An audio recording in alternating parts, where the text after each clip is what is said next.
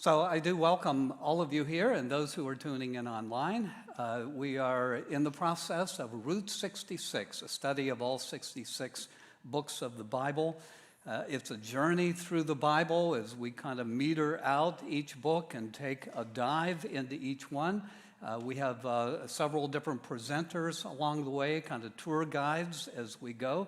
But we also invite each participant to go with us on the journey by doing homework, by reading the book ahead of time, by getting a feel for each book before we study it, so that as we're going through it, it's familiar to you and you can add to your mental categories and understanding of the book. Now, today's topic is on Judges. Dale took us through the book of Joshua last week, which was just an excellent study. And I don't know if I can do what Dale did, and right on the click of the hour mark, he finished.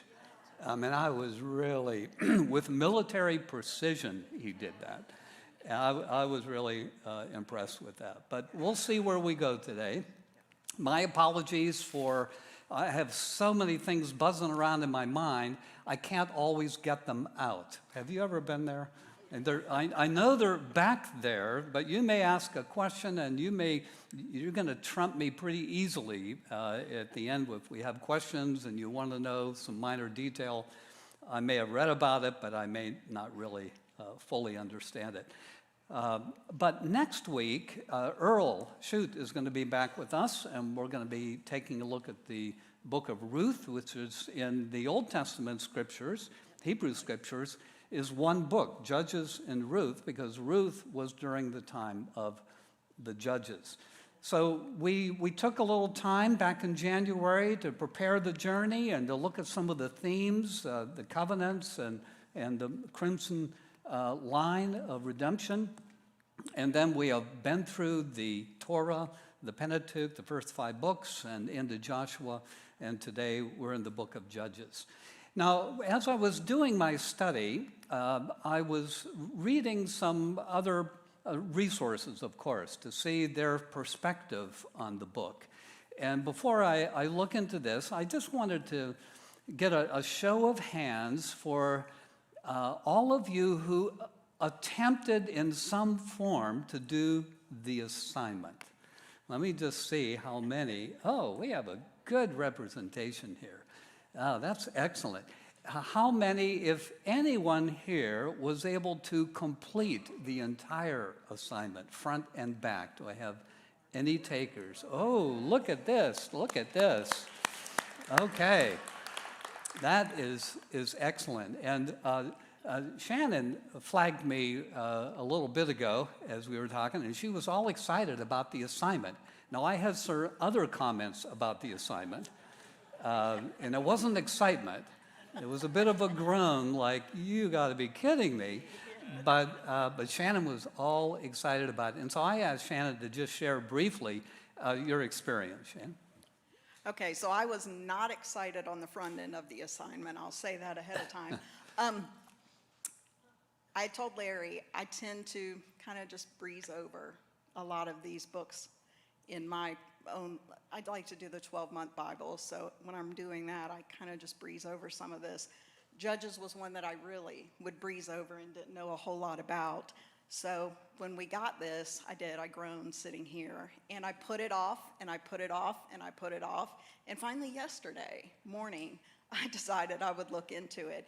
And before I knew what happened, I got in there, and I sat in my home office, and it was probably 7 o'clock in the morning, and I think I finally came out about 11, getting into this stuff. Anyway, incredible. I will never, ever look at Judges the same way, and I'm finding that this entire study, it is that way for me. Earl convicted me sitting right here during the Genesis. It seems like every week.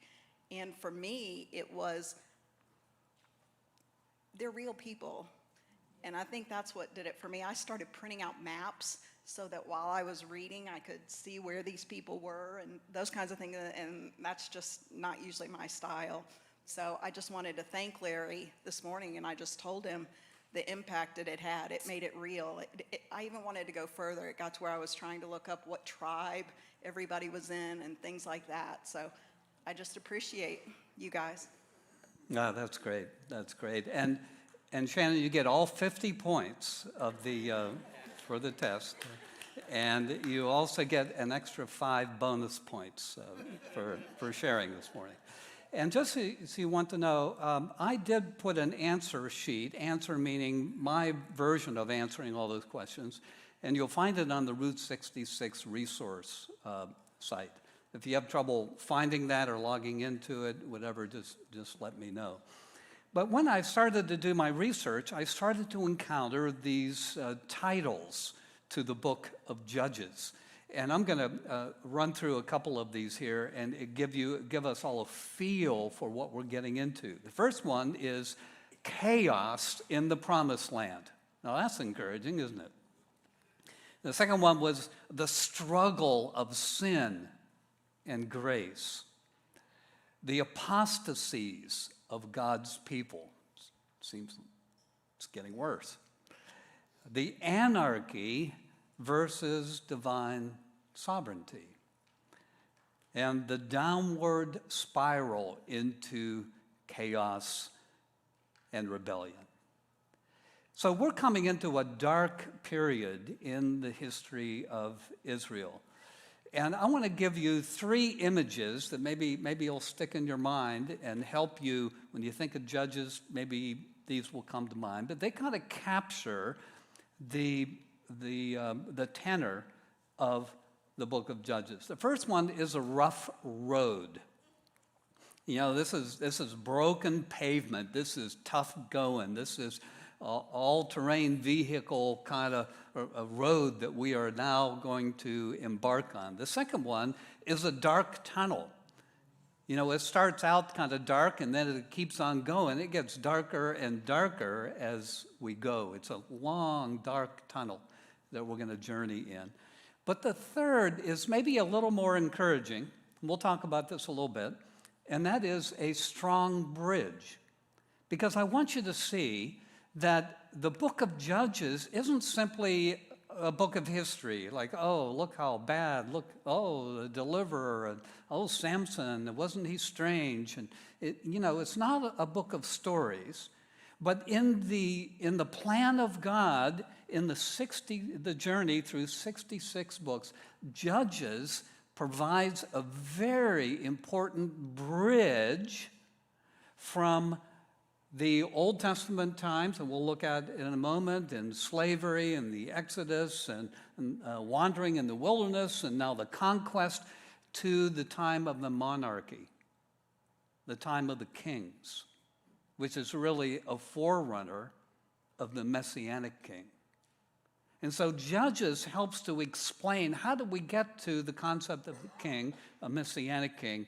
It's a very important bridge along the way. So the rough road, here's what one commentator said. Judges records the failure and self-centered rebellion of Israel through 7 cycles of decay, oppression, and deliverance.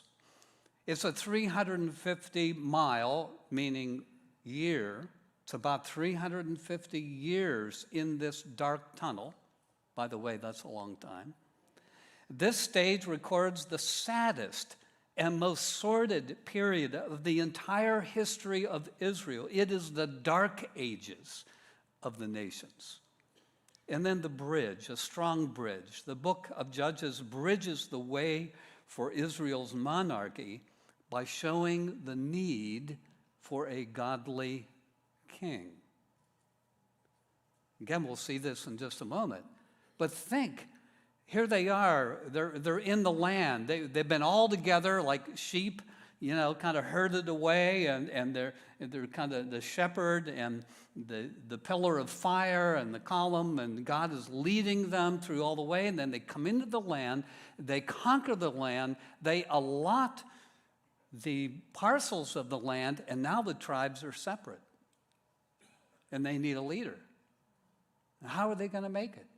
And it's all preparatory for the ultimate leader, the Messianic king, who's going to set up the Messianic kingdom. So if we look at the book of Judges, I kind of like this illustration. It doesn't have all of the books here. You'll notice that if you were to put Chronicles, it would be in along with 1st and 2nd Samuel and 1st and 2nd Kings. But you can see that Judges and Ruth, Joshua, Judges, and Ruth are a bridge actually to the time of the the monarchy. So you have they have the patriarchy, which is Abraham, Isaac, Jacob, Joseph, and they were the ones who were leading the family clan of the Jews. Then you had the theocracy when Moses brought the people out of the land. Now God was their king, and God was in their midst in the tabernacle. And so he was leading them, and they were following him. And when the fire moved, when the smoke moved, okay, you packed up the tabernacle and you followed. So there was leadership from God, a theocracy.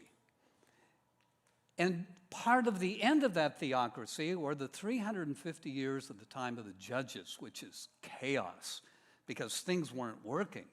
You know, who's in charge here? And now that they're dispersed, how do they keep this together? Well, that led way at the end of the Judges to 1 Samuel. And we'll get to 1st and 2nd Samuel in a couple of weeks. And that's where we have the monarchy, the kings of Saul, David, Solomon, and then the others. So if we look at it in context again, now look at the dates, the time periods here, which to me are very instructive as I see this journey, this Route 66 journey that we are on.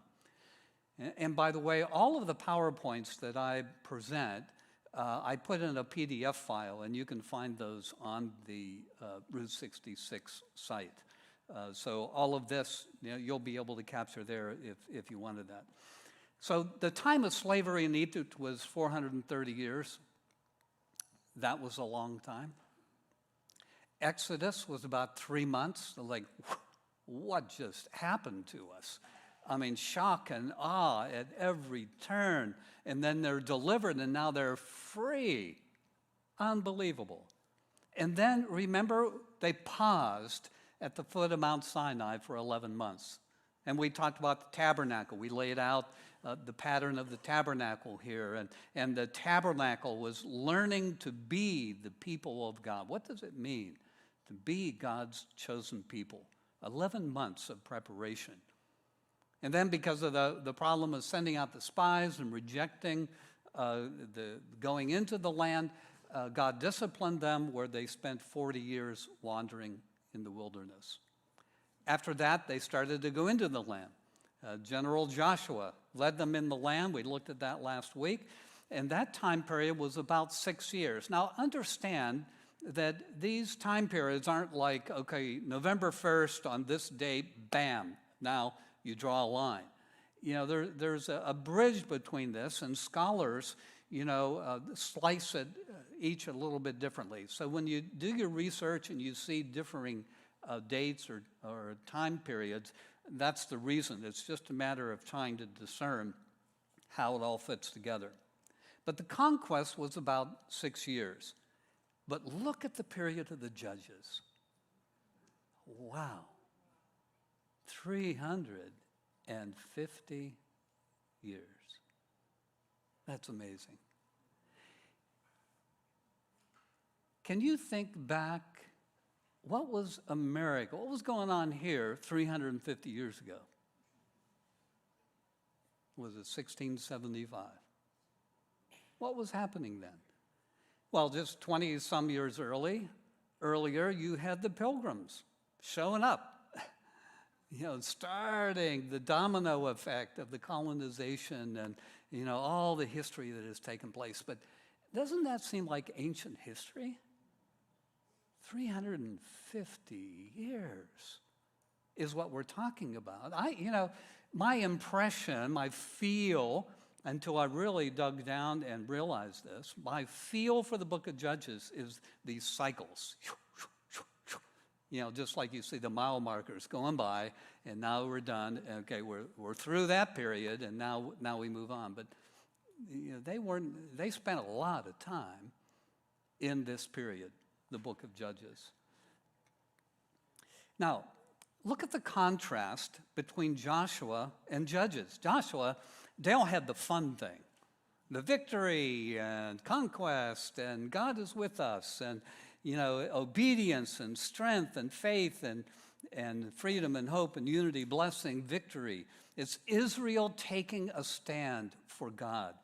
But when we get to the book of Judges, we find unbelief and apostasy and idolatry and disunity, immorality, sorrow, defeat, and instability as Israel is turning away from God. There's a huge contrast between the experience of the Israelites during this time.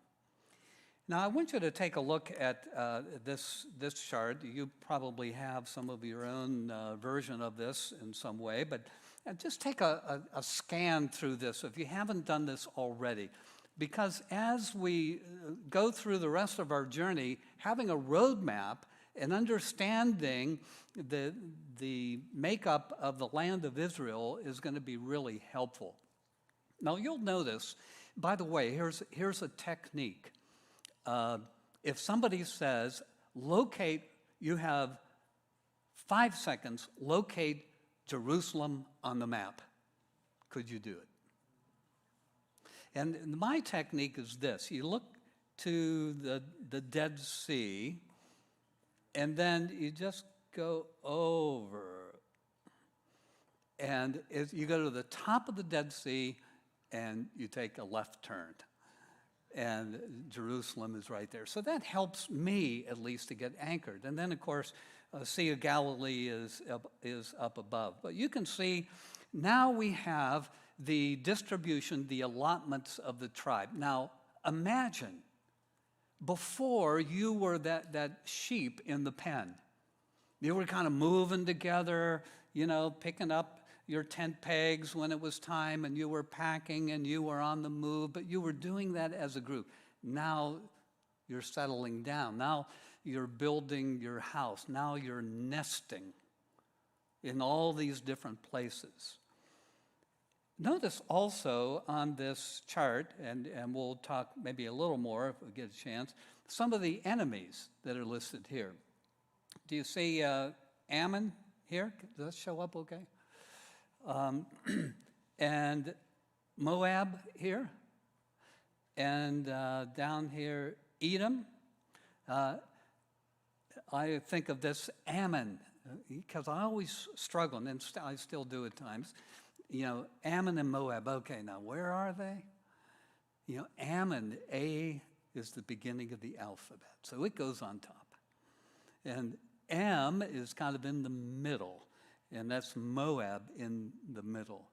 And Edom, who are descended from Esau, they're down kind of that bridge into the Holy Land. And then the Midianites, we bumped into them when we were in the book of Exodus. They're down even further. They're down in this way. And then you'll notice the Philistines are in the area of Gaza.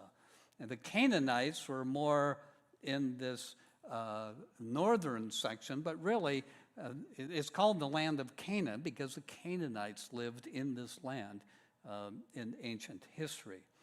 But it gives us a little bit of an orientation as we look at a map. Now, in Joshua 28, the last chapter of Joshua, and verse 1, it says, you can turn there if you want. I really encourage you to have your Bibles open. I'm not always going to be able to kind of flip back and forth because of time. I really want to move as I look at the time. But at the end of the book of Joshua, in 28 and verse 1, oh, there is no 28. 24. So subtract 4 from the 28, and you'll have 24. okay? Then Joshua gathered all the tribes of Israel at Shechem, and he called for the elders of Israel, their heads, their judges, and they presented themselves before the Lord. And why am I not seeing what my apologies for this. Anyway, if you can find this verse, let me know. I know it's here. I put it here so it'd be easier. But then the whole congregation of the sons of Israel assembled at Shiloh. I'm trying to see where that would be. 24:1? Okay, well, this is a little bit different verse. Anyway, my apologies, we'll have to move on, but it's here somewhere. But what I want you to see is where Shiloh is. This keeps on bumping up, and if you're a student of the Scripture, it's a familiar term to you. You may not know exactly where it is, but I put it on the map here because this is where the tabernacle was now located. You know, it used to be with them. It was in the center of the camp, and all of Israel was camped around the tabernacle. But now that they're allotted, now Shiloh is kind of in the middle of the land, in the middle of the allotments.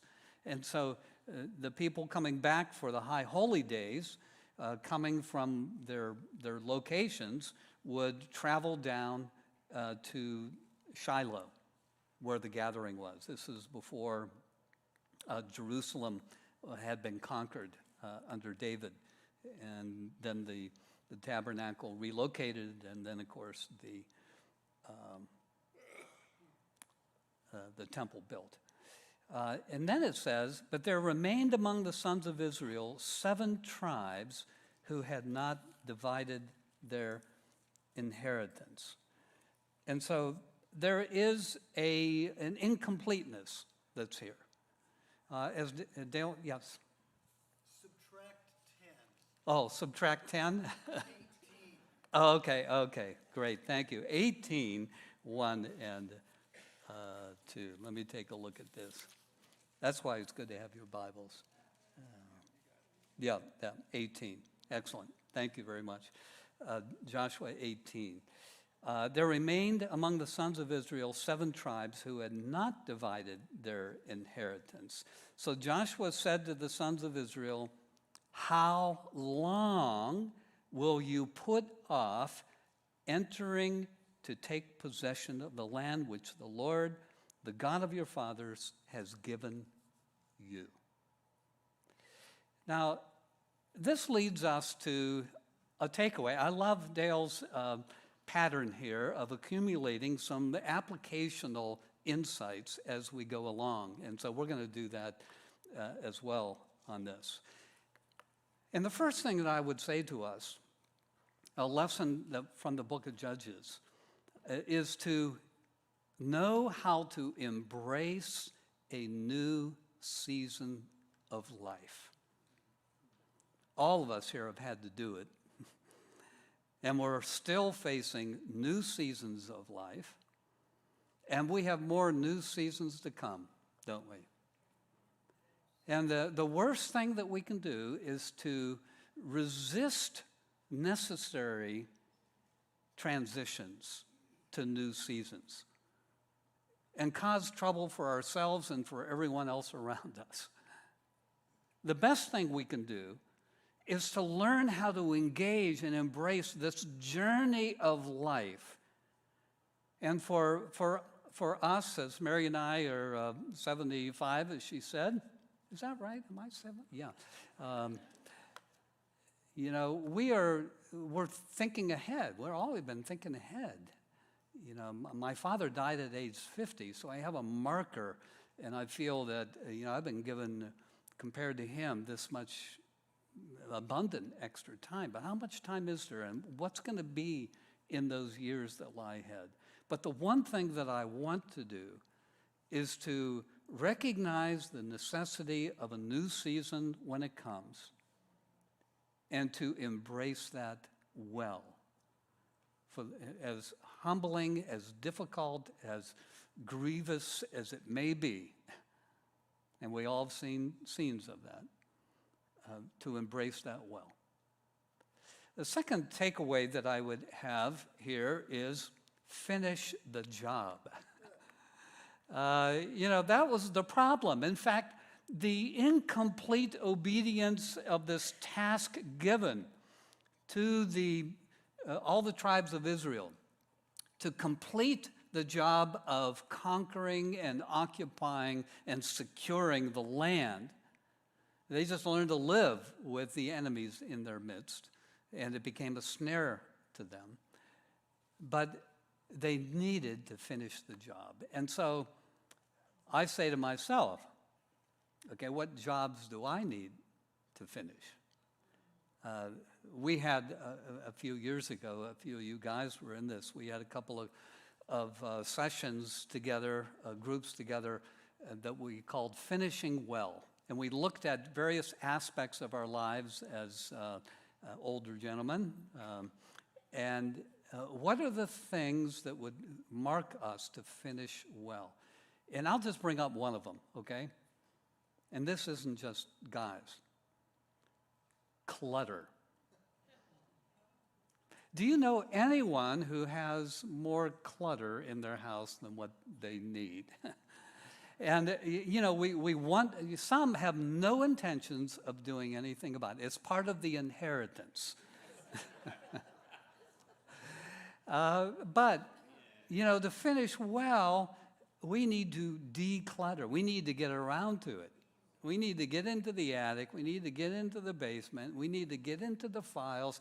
We need to finish the job. And it won't be a once and done. It's going to be a winnowing, a gleaning all along the way. So those are a couple of takeaways. Here's some interesting facts. It probably was written by Samuel. We have a couple of clues in here. It refers to in those days there was no king in Israel. Well, it seems to imply that at the time it was written, there was a king in Israel. And, this was a concept, a reality that was there, and so it was probably written probably by Samuel in the early days of Saul's monarchy. There's also a clue that we have that Jerusalem was occupied by the Jebusites, and that was not cleaned out until David came. And so we see kind of an evidence of, through Jerusalem ownership and through the monarchy, that it was probably written by Samuel around the beginning of the monarchy period. It covers 350 years from Joshua's death to the time of Samuel. It identifies 12 judges who are military leaders. They're not court judges, but they're military judges, leaders that came to the fore. Several of those, they're just mentioned in like a blip, like 3 verses, 3 judges. Whoop, there's their name. There they go. And others, it slows down and it takes a closer look. Now, this is a fascinating thing to me, that the 5 of the judges, including Samson, are called the heroes of the faith in Hebrews chapter 11. By faith, the walls of Jericho fell down after the Israelites had marched around for 7 days. By faith, the prostitute Rahab did not perish along with those who were disobedient after she had welcomed the spies. What more shall we say? For time will fail me if I tell of, and here are the judges, Gideon, Barak, Samson, Jephthah, of David and Samuel and the prophets, who by faith conquered kingdoms, performed righteous acts, obtained promises, shut the mouths of lions, quenched the power of fire, escaped the edge of the sword, from weakness were made strong, and became mighty in war, put foreign armies to flight. Really interesting, isn't it, that Samson is included. We're going to take a little closer look at Samson here as we continue. But when we see the judges, we see flawed individuals. They didn't win the Sunday school contest. They didn't win the Billy Graham contest, character contest. You know, these are flawed individuals. One is likened in one commentary as kind of a mafia boss.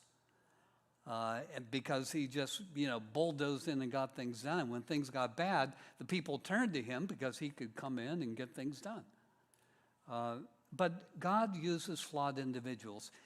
And you need to know this in your walk with Christ. Not just looking back, but looking ahead. Never disqualify yourself for being an instrument of God. Never. Wherever you are, whatever your circumstance, what you feel is shaky knowledge of the Bible, or whatever it is, you are an instrument of God. You're a flawed individual, just like I am, just like Samson, just like everyone else. But God uses the foolish things of the world to confound the wise. And so God will make us adequate in the midst of our inadequacy. By the way, that has been my secret. Don't tell anyone. For 40, almost 50 years of ministry, actually 50 years of ministry, that has been my secret. It's not me.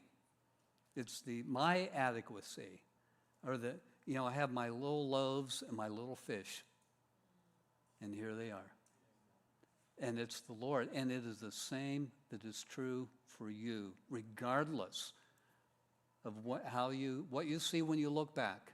It's what you see when you go forward. That is your ministry, and that is your calling. So it contains bizarre events. An army put to death for mispronouncing a word. Oh, I thought that was fun. The strongest man in history, scenes of fox catching, fleece throwing, hair cutting. A concubine is cut into 12 pieces. Even 31 verses in the lyrics of Deborah's song. And so if we were to look at the three major parts to Judges, we would see, first of all, deterioration in chapters 1 and 2 of failure to complete the conquest.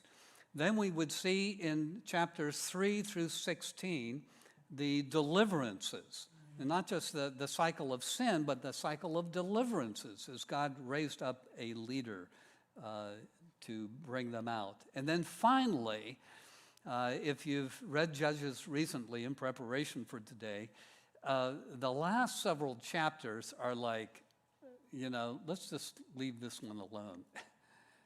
I mean, the depravity that we read there is shocking, and the civil war that came out of that.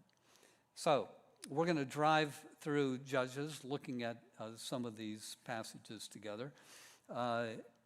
As Dale pointed out in Joshua 24, in verse 14, the Lord said, "Now therefore fear the Lord and serve him in sincerity and truth.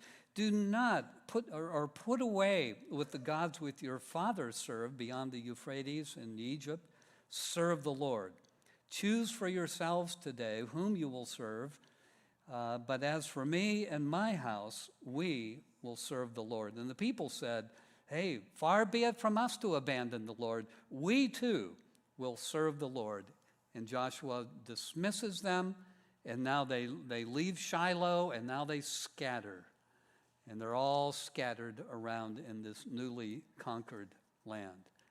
But what we find at the end of Judges is a sad commentary of what happened after they scattered. And it really is the kind of the theme of Judges, which is they did what was right. Every man did what was right in their own eyes. And maybe what they did they thought was good. It wasn't like, oh, hey, we can do anything we want. Maybe they wanted to do good, but they did what was right in their own eyes and didn't calibrate their hearts and their motives and their actions with the Lord. And then in Ruth chapter 1 and verse 1, it starts out by saying, in the days that the judges govern. So just know that next week when we come to Ruth, we're continuing in this kind of cesspool chaos of the 350 years of the book of Judges. So this kind of gives us a view of the book of Judges. We have the introduction of 2 chapters, and then we have verses 3 through 16, and then we have the final 5 chapters. So, at the beginning, in the first 2 chapters, is the failure to complete the conquest. And I am looking at the clock, and I'm calibrating how much I can spend from what I intended to spend. But you can see here, if you read through, and I intended to look at some of these examples in chapter 1, but if we were to read through it, you can see again and again, there's a failure of a particular tribe to finish the job. And they left some of the conquered peoples there that became a snare to them. And God in chapter 2 now judges them because they didn't finish the job. An angel comes and announces the judgment. A whole generation dies. The judgment is described. And then in chapter 2, verse 22, we are told that God allowed these enemies to live in their midst as a test of Israel, by which they could see whether they would keep the way of the Lord or not. And so there was a constant temptation, and because of the enemies that were in the midst. So we look at the middle section. This is the main section of the Judges, and this is a flyby. And in chapter 3, we have Othniel, who the enemy was the Mesopotamians, Ehud against the Moabites, Shamgar against the Philistines. Chapters 4 through 8, we have Deborah and Gideon. We're going to take another look at them in a moment. Canaanites, Gideon from Manasseh. And then we have kind of this interlude. If you read through the book and studied it, you know that when we come to chapter 9, Abimelech is not a judge. So what's he doing in there? He's actually the son of Gideon. And he creates all kinds of havoc and a civil war.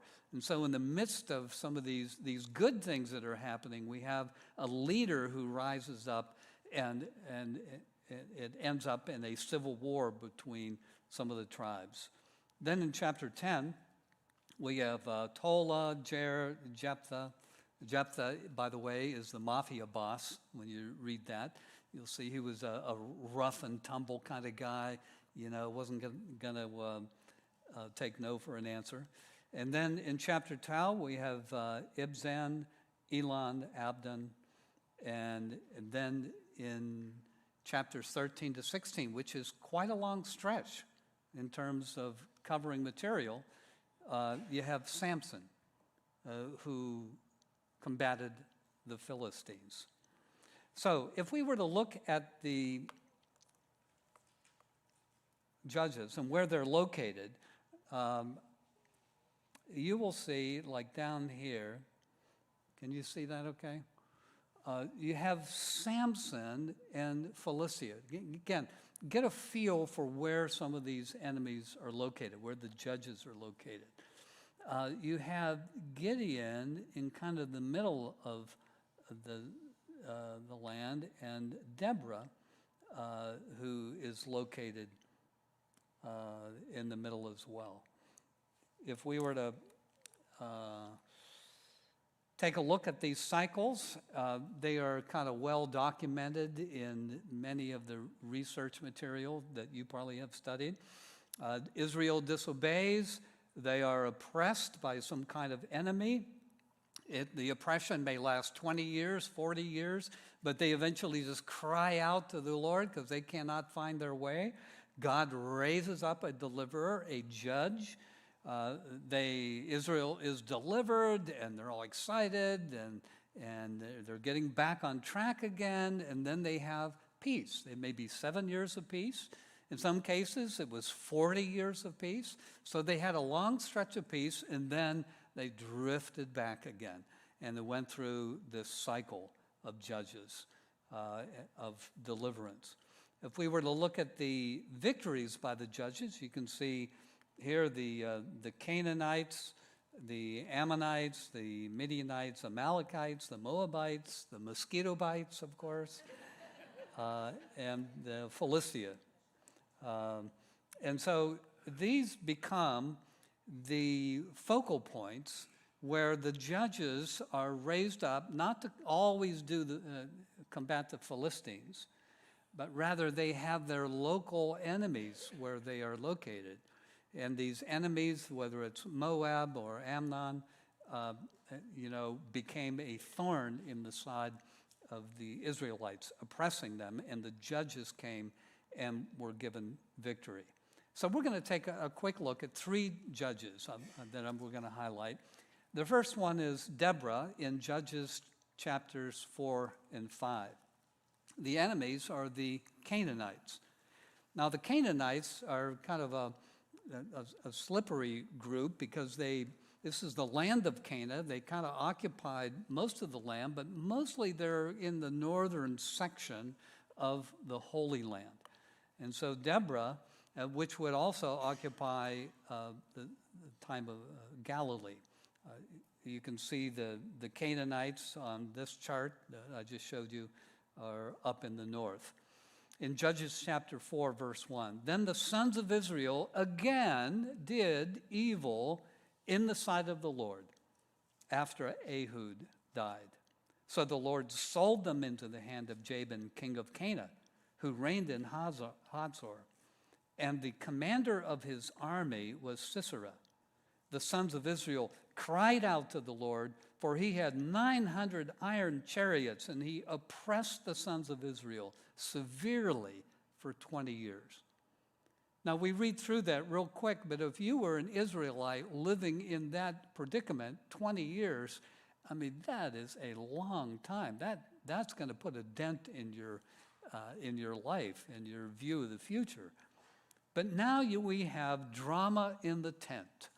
And this picture of Deborah being called, she must have had leadership skills that were recognized by the people around her. And they went to her and they said, Deborah, you got to help us. You got to lead us. So Deborah and Barak were kind of working together on this.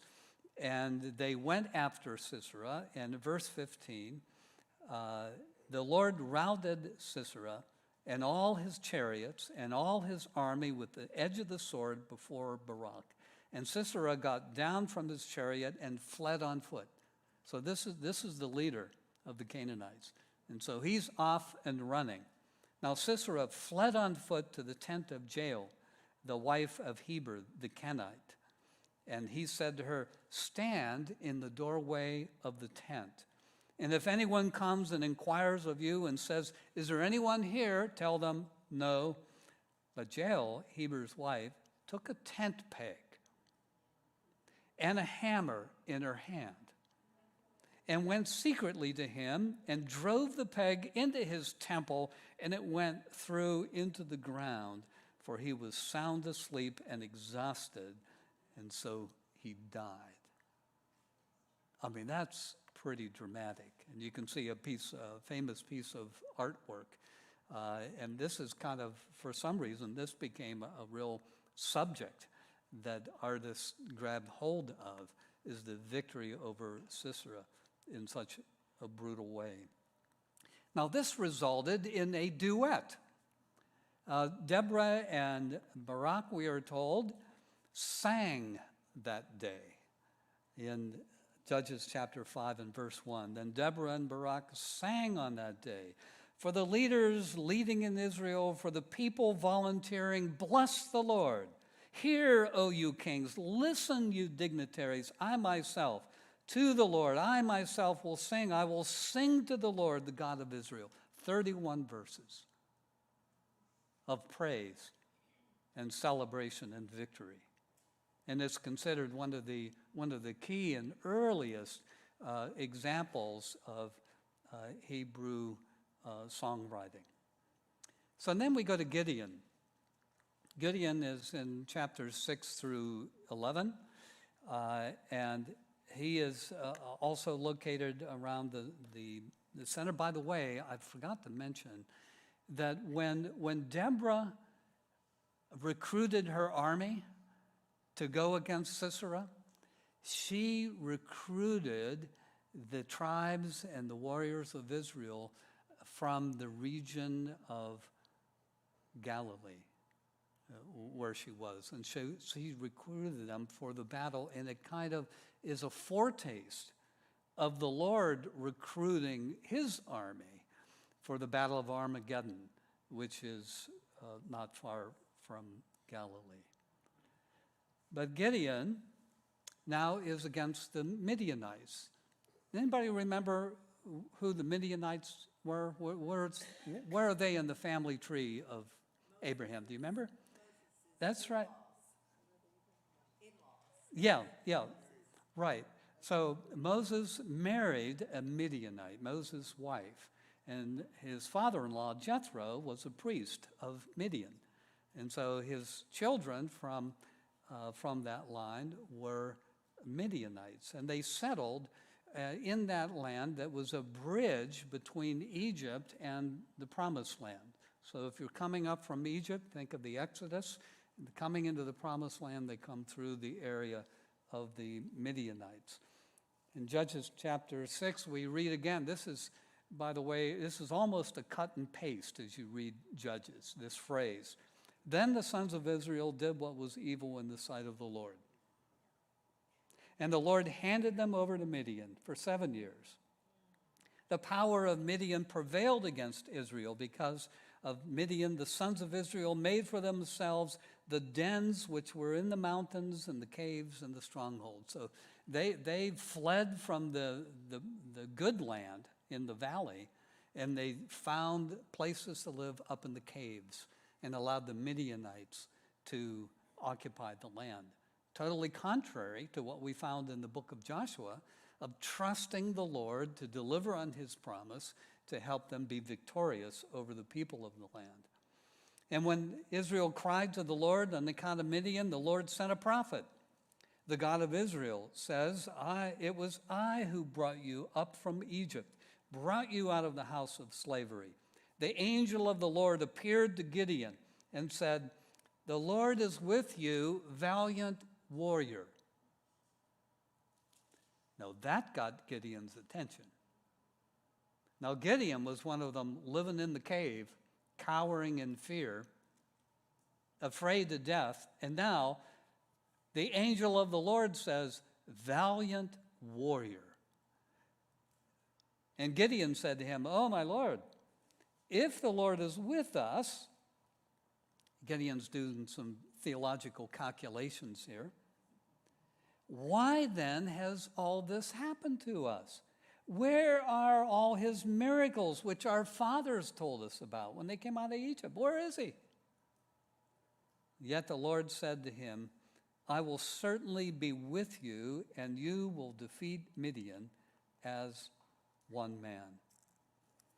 And so rather than track through the rest of the whole account here, Gideon goes through the fleece. I'm going to test God. And so God returns the favor, and he tests Gideon. Not with a fleece, but he says, you have too many people. You have 30,000 soldiers. What are you going to do with all those? And so they whittle them down, and they got 300. Now, if you were amongst the 300, what might you be thinking?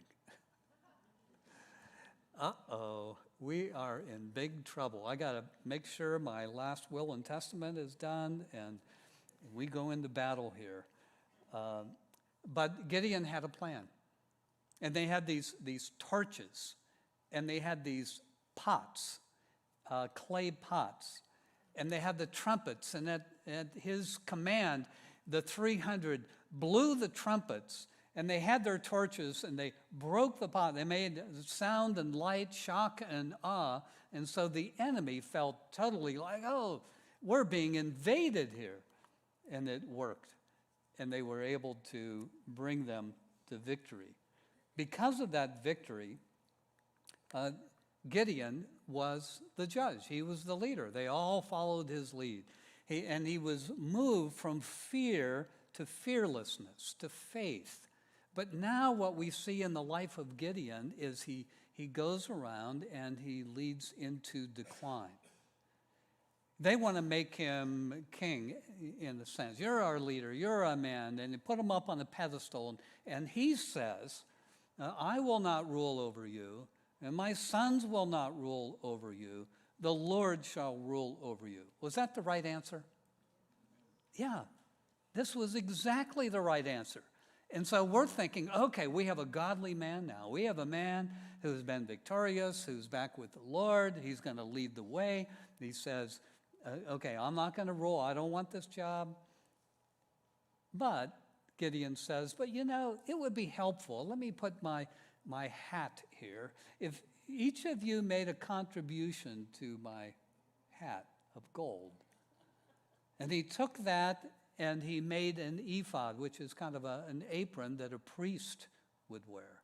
And he took on the role of priest. And so we find him compromising. We find him proud, succumbing to pride. And this leads him into kind of taking on his own religion, and he led the whole nation astray to worship the Baals, which is unbelievable. But Gideon led the whole nation away, and his son, by a concubine, Abimelech, we mentioned in chapter 9, is going to rebel and create a civil war that takes place. So, and I have a takeaway on that. We'll get to that in a moment. So Samson, and my apologies for using this picture. It's the only one I could find of me in my youth. And so if you'll just excuse the picture there. Israel's enemies now are the Philistines. Remember where they are? Here you have the Mediterranean Sea. Let's see. Mediterranean Sea over here. And Philistia is right on the coast. They are come from the sea peoples, like the Phoenicians who were up north. But Philistia, they settled in this area. They had iron chariots, and they were a surmountable foe. And there's some interesting facts about Samson. Samson was the worst judge of all of them.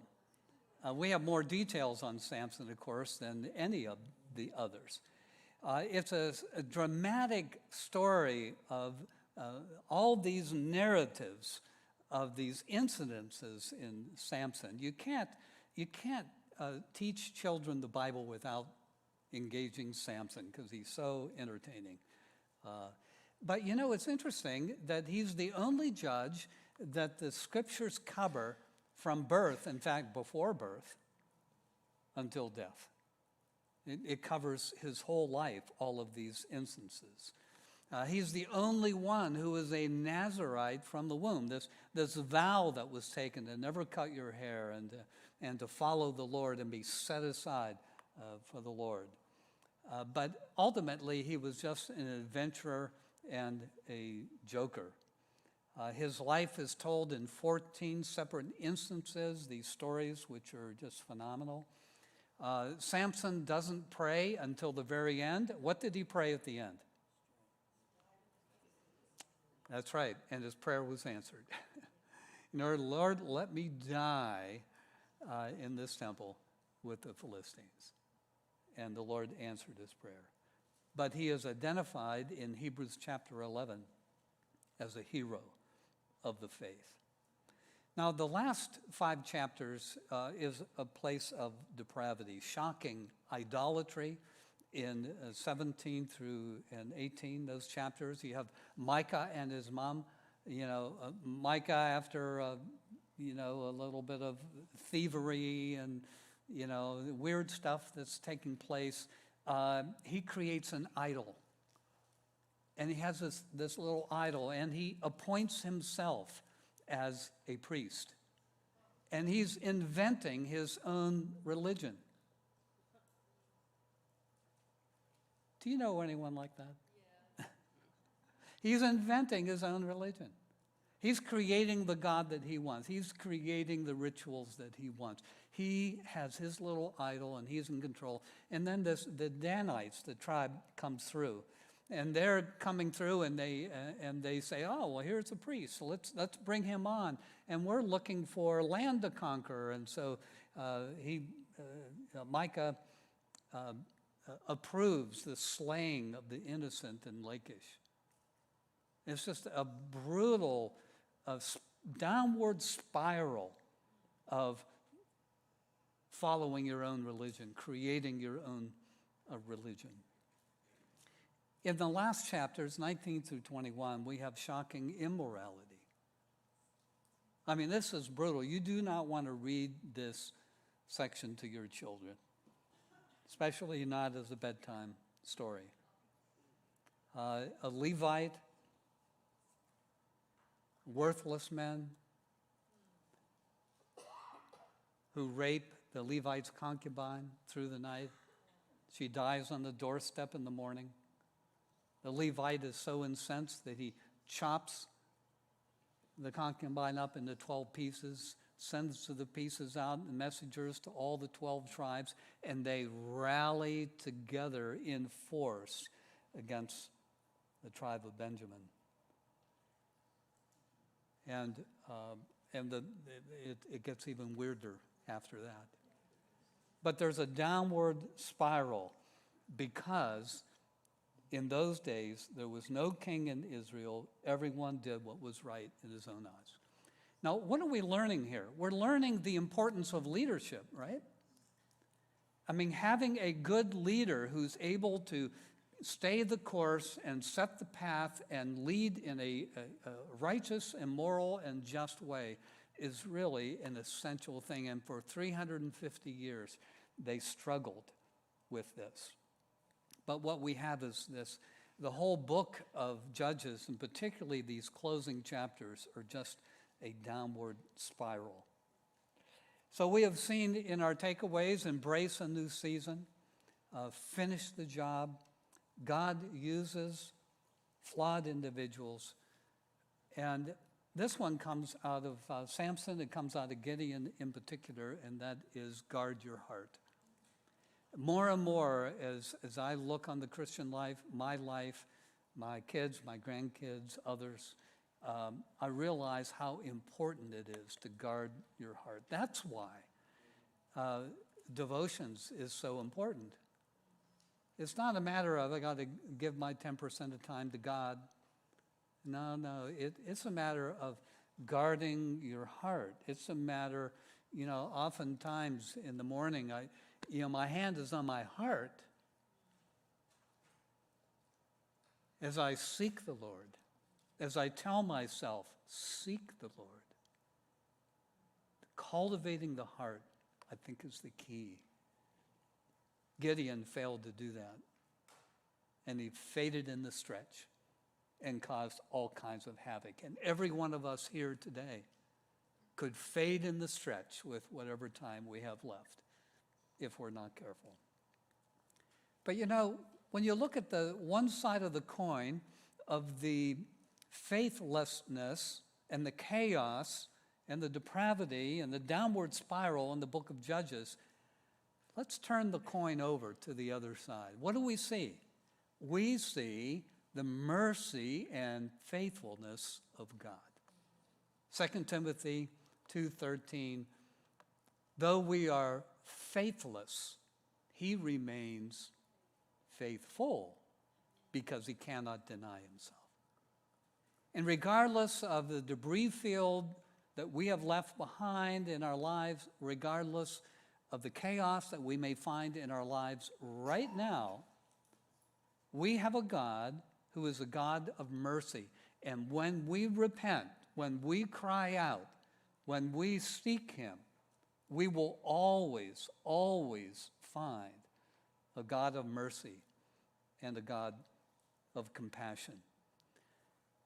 So I want you to take a moment. We're right at our closing time here, but I know in our recording we'll go a little further. But I want you to take a moment, and maybe you're not going to finish it right now, but of these 5 takeaways, which one is the most relevant one for you? Which one, maybe it's clutter, or maybe you want to give that to your spouse and say, here's one for you, clutter. Or maybe it's embracing a new season, something that you have to face the music and trust the Lord and deal with that in a gracious way. Maybe it's reigniting your heartbeat for the Lord and guarding your heart, walking with the Lord. But as you do that, I really would love for you to write a 1-sentence action step. You say, okay, this is the one. Okay, that's nice. What are you going to do? And you just a 1-sentence action step of what they may look like. So here we have the book of Judges in 3 images. We have a rough road that they went through. We have a dark tunnel, and they kept on getting darker. But we have also, it is a strong bridge that is bridging the way to the monarchy and the preparation for the Messianic kingdom. So next week is the book of Ruth, and we can take a little time for questions and answers and reflection. And I would be interested, too, of things maybe that you have learned in your study of Judges as we have gone through that.